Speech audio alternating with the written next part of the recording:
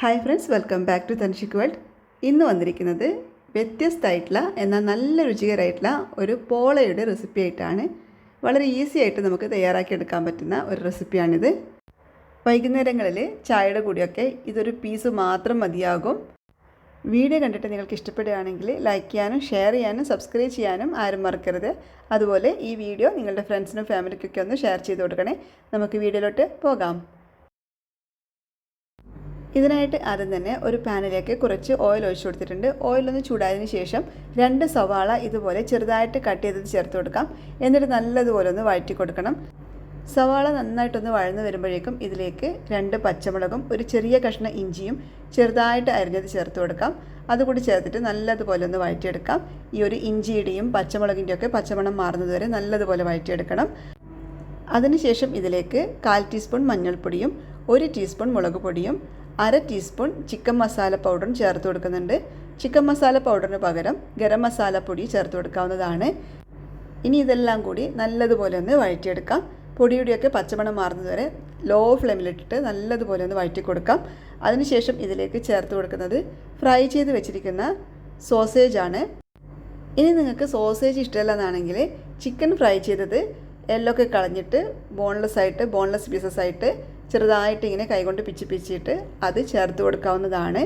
ഞാനിവിടെ യൂസ് ചെയ്തിരിക്കുന്നത് സോസേജസ് ആണ്. ഒരു വെറൈറ്റിക്ക് വേണ്ടിയിട്ട്, ഒരു വ്യത്യസ്ത രുചിക്ക് വേണ്ടിയിട്ട് സോസേജസ് ചേർത്തു എന്നേ ഉള്ളൂ. നല്ല ടേസ്റ്റാണ് ഇതുപോലെ ഉണ്ടാക്കുമ്പം. എപ്പോഴും ചിക്കനൊക്കെ ചേർത്തിട്ടാണല്ലോ നമ്മൾ പോളയൊക്കെ ഉണ്ടാക്കാറ്. ഒരു വെറൈറ്റിക്ക് വേണ്ടിയിട്ട് ഇതുപോലെ സോസേജ് ചേർത്തിട്ട് ഉണ്ടാക്കി നോക്കിക്കോളൂ, നല്ല ടേസ്റ്റാണ്. ഇതുവരെയും നമ്മൾ ഇതിലോട്ട് ഉപ്പ് ചേർത്തിട്ടില്ല, കാരണം സോസേജിൽ അത്യാവശ്യം ഉപ്പ് ഉണ്ടാവുമല്ലോ. അത് മാത്രമല്ല, ഈ സോസേജ് ഫ്രൈ ചെയ്യുന്ന സമയത്ത് ഞാൻ കുറച്ച് ഉപ്പ് കൂടി ചേർത്തിട്ടുണ്ടായിരുന്നു. അതുകൊണ്ടാണ് ഇതുവരെ ഉപ്പ് ചേർക്കാതിരുന്നത്. എന്നിട്ട് ഉപ്പ് ചെക്ക് ചെയ്തിട്ട് ആവശ്യമാണെങ്കിൽ മാത്രം കുറച്ച് ചേർത്ത് കൊടുക്കുക. അതിനുശേഷം നല്ലതുപോലെ ഒന്ന് വഴറ്റി കൊടുക്കണം. പിന്നെ ഞാൻ ഇതിലേക്ക് കുറച്ച് മല്ലിയില കൂടി ഇട്ട് കൊടുക്കുന്നുണ്ട്. മല്ലിയിലക്ക് പകരം കറിവേപ്പിലയും ചേർത്ത് കൊടുക്കാവുന്നതാണ്. ഇതെല്ലാം കൂടി നല്ലതുപോലെ ഒന്ന് മിക്സ് ചെയ്ത് കൊടുക്കാം. അങ്ങനെ ഇതിവിടെ നല്ലതുപോലെ തന്നെ മിക്സ് ചെയ്തെടുത്ത് നല്ല സൂപ്പറായിട്ട് കിട്ടിയിട്ടുണ്ട്. നമുക്ക് സ്റ്റൗ ഓഫ് ചെയ്തിട്ട് ഇതിൻ്റെ ചൂട് പോകാനായിട്ട് ഇവിടെ മാറ്റി വെക്കാം. അടുത്തതായിട്ട് നമുക്ക് ആവശ്യമായിട്ടുള്ളത് മുട്ടയാണ്. ഞാനിവിടെ അത്യാവശ്യം വലിയ പോളയാണ് ഉണ്ടാക്കുന്നത്, അതുകൊണ്ട് തന്നെ 6 മുട്ട എടുത്തിട്ടുണ്ട്. ഇനി നിങ്ങൾ ചെറിയ പോളയാണ് ഉണ്ടാക്കുന്നതെങ്കിൽ 4 മുട്ടയൊക്കെ എടുത്താൽ മതിയാകും.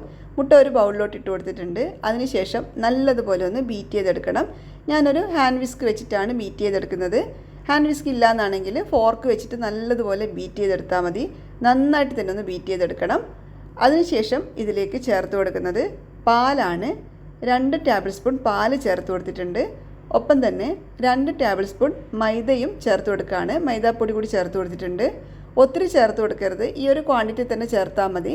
2 ടേബിൾ സ്പൂൺ പാലും 2 ടേബിൾ സ്പൂൺ മൈദയാണ് ചേർത്ത് കൊടുത്തിട്ടുള്ളത്. ഇനി ഇതെല്ലാം കൂടി നല്ലതുപോലെ ഒന്ന് മിക്സ് ചെയ്ത് കൊടുക്കാം. നന്നായിട്ട് തന്നെ ഒന്ന് മിക്സ് ചെയ്തെടുക്കണം. ഇതിപ്പോൾ ഇവിടെ നല്ലതുപോലെ തന്നെ മിക്സ് ചെയ്തെടുത്തിട്ടുണ്ട്. ഇനി ഇതിലേക്ക് ചേർത്ത് കൊടുക്കുന്നത് പാസ്തയാണ്. 1/4 ഭാഗത്തോളം വേവിച്ചിട്ടുള്ള പാസ്തയാണ് ചേർത്ത് കൊടുത്തിട്ടുള്ളത്. പാസ്ത വേവിക്കുന്ന സമയത്ത് ഞാൻ കുറച്ച് ഉപ്പ് കൂടി ചേർത്തിട്ടാണ് വേവിച്ചെടുത്തിട്ടുള്ളത്. പാസ്ത ചേർത്ത് കൊടുത്തു. അതിനുശേഷം ചേർക്കുന്നത് നമ്മൾ നേരത്തെ തയ്യാറാക്കി വെച്ചിട്ടുള്ള ഈ സോസേജിൻ്റെ മിക്സാണ്. അതുകൂടി ഇതിലോട്ട് ചേർത്ത് കൊടുക്കുന്നുണ്ട്. ഇതിപ്പോൾ കംപ്ലീറ്റ് ചൂട് പോയിട്ടൊന്നുമില്ല, ചെറിയ ചൂടുണ്ട്, അതൊന്നും കുഴപ്പമില്ല. നമുക്കിതിലോട്ട് ചേർത്ത് കൊടുക്കാം. എന്നിട്ട് ഒത്തിരി ചൂടോടുകൂടി ചേർത്ത് കൊടുക്കരുത്, കുറച്ച് ചൂട് പോയതിന് ശേഷം മാത്രം ചേർത്ത് കൊടുക്കണം. എന്നിട്ട് നല്ലതുപോലെ ഒന്ന് മിക്സ് ചെയ്ത് കൊടുക്കാം. നന്നായിട്ട് തന്നെ ഒന്ന് മിക്സ് ചെയ്തെടുക്കണം. ഇതിപ്പോൾ കണ്ടല്ലോ, മുങ്ങിക്കിടക്കാൻ പാകത്തിന് മുട്ടയുണ്ട്. ഇനിയിപ്പോൾ ഇങ്ങനെ മിക്സ് ചെയ്യുന്ന സമയത്ത് മുട്ട പോരാന്ന് തോന്നുകയാണെങ്കിൽ ഒരു മുട്ട കൂടി സമയത്ത് പൊട്ടിച്ച് മിക്സ് ചെയ്തിട്ട് ഇതിലോട്ട് ചേർത്ത് കൊടുക്കാവുന്നതാണ്. എന്നിട്ട് നന്നായിട്ട് തന്നെ മിക്സ് ചെയ്തെടുക്കണം. അങ്ങനെ അത് കണ്ടല്ലോ, ഇതിപ്പോൾ ഇവിടെ നല്ലതുപോലെ തന്നെ മിക്സ് ചെയ്തെടുത്തിട്ടുണ്ട്. ഈ ഒരു സമയത്ത് ഉപ്പൊക്കെ പാകത്തിനുണ്ടോ എന്നൊന്ന് ചെക്ക് ചെയ്യണം. ഉപ്പ് പോരാന്നാണെങ്കിൽ ഈ ഒരു സമയത്ത് ഇതിലോട്ട് ചേർത്ത് കൊടുക്കാവുന്നതാണ്. സോസേജൊക്കെ ചേർത്തതിന് ശേഷം ഒന്ന് ഉപ്പ് ചെക്ക് ചെയ്ത് നോക്കാം. എനിക്കിവിടെ കുറച്ച് ഉപ്പ് കൂടി വേണമായിരുന്നു, ഞാൻ കുറച്ചുകൂടി ഉപ്പ് ചേർത്ത് കൊടുത്തിട്ടുണ്ട്. അപ്പോൾ ഉപ്പിൻ്റെ അളവൊക്കെ നിങ്ങൾ നോക്കിയിട്ട് മാത്രം ചേർത്ത് കൊടുക്കണം. ഉപ്പ് അധികമായി പോകാൻ പാടില്ല. എന്നിട്ട് നല്ലതുപോലെ തന്നെ മിക്സ് ചെയ്ത് കൊടുക്കണം. അങ്ങനെ ഇതിപ്പോൾ ഇവിടെ നന്നായിട്ട് തന്നെ മിക്സ് ചെയ്തെടുത്തിട്ടുണ്ട്. അടുത്തതായിട്ട് ഒരു സോസ് പാൻ ഞാനൊരു ദോശക്കല്ലിൻ്റെ മുകളിൽ വെച്ച് കൊടുത്തിട്ടുണ്ട്. ഇതുപോലെ ഒരു പാനിൻ്റെ മുകളിൽ വെച്ചിട്ട് വേണം സോസ് പാൻ വെച്ച് കൊടുക്കാനായിട്ട്. ഇല്ലെങ്കിൽ ഡയറക്റ്റ് നമ്മൾ കുക്ക് ചെയ്തെടുക്കുന്ന സമയത്ത് ചിലപ്പോൾ കരിഞ്ഞു പോകാൻ ചാൻസ് ഉണ്ട്. അപ്പോൾ ഇത് നോൺ സ്റ്റിക്കാണ്.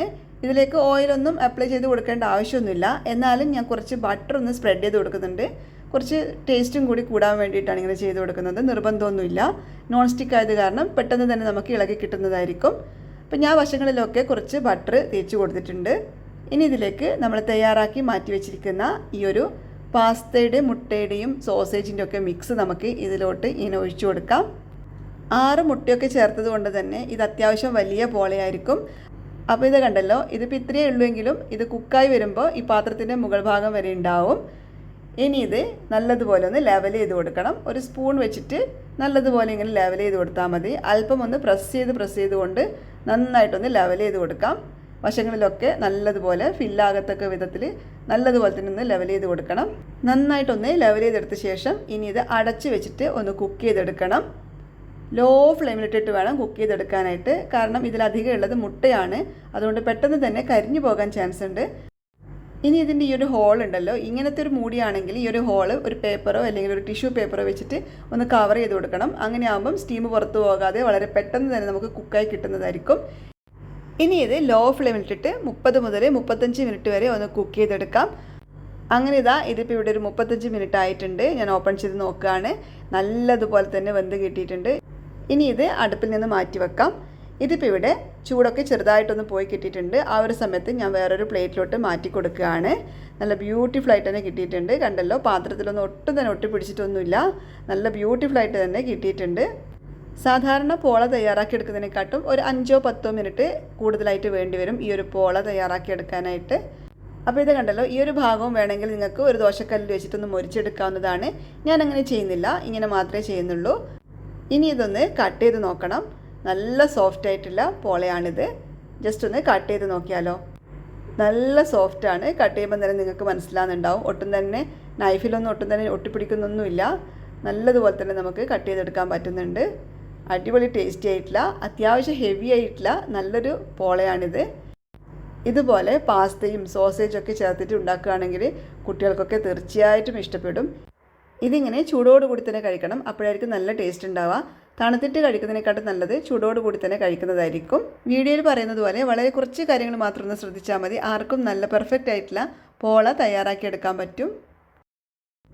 അപ്പോൾ ഈ ഒരു പോളയുടെ റെസിപ്പി എല്ലാവർക്കും ഇഷ്ടപ്പെട്ട് കാണുമെന്ന് വിശ്വസിക്കുന്നു. ഈ ഒരു വീഡിയോ നിങ്ങൾക്ക് ഇഷ്ടപ്പെട്ടിട്ടുണ്ടെങ്കിൽ നിങ്ങളുടെ പ്രിയപ്പെട്ടവർക്കൊക്കെ ഒന്ന് ഷെയർ ചെയ്ത് കൊടുക്കണേ. നോമ്പ് സമയത്തൊക്കെ ട്രൈ ചെയ്ത് നോക്കാൻ പറ്റിയ അടിപൊളി റെസിപ്പിയാണിത്. തീർച്ചയായിട്ടും ട്രൈ ചെയ്ത് നോക്കണേ. ട്രൈ ചെയ്ത് നോക്കിയിട്ട് നിങ്ങളുടെ ഫീഡ്ബാക്ക് കമൻസ് ആയിട്ട് അറിയിക്കാൻ ആരും മറക്കരുത്. അതുപോലെ ഈ ഒരു വീഡിയോ ഷെയർ ചെയ്യാനും ലൈക്ക് ചെയ്യാനും മറക്കരുത്. ചാനൽ സബ്സ്ക്രൈബ് ചെയ്യാതെയാണ് വാച്ച് ചെയ്യുന്നതെങ്കിൽ ചാനൽ സബ്സ്ക്രൈബ് ചെയ്തിട്ട് കൂടെ കാണുന്ന ബെല്ലൈക്കണിൽ ഓൾ എന്ന ഓപ്ഷൻ കൂടി ഒന്ന് എനേബിൾ ചെയ്തിട്ടേക്കണേ. അങ്ങനെയാകുമ്പം ഞാൻ അപ്ലോഡ് ചെയ്യുന്ന എല്ലാ വീഡിയോസിൻ്റെ നോട്ടിഫിക്കേഷൻസും നിങ്ങൾക്ക് അപ്പോൾ തന്നെ ലഭിക്കുന്നതായിരിക്കും. അപ്പോൾ വീണ്ടും നമുക്ക് പുതിയൊരു വീഡിയോ ആയിട്ട് കാണാം.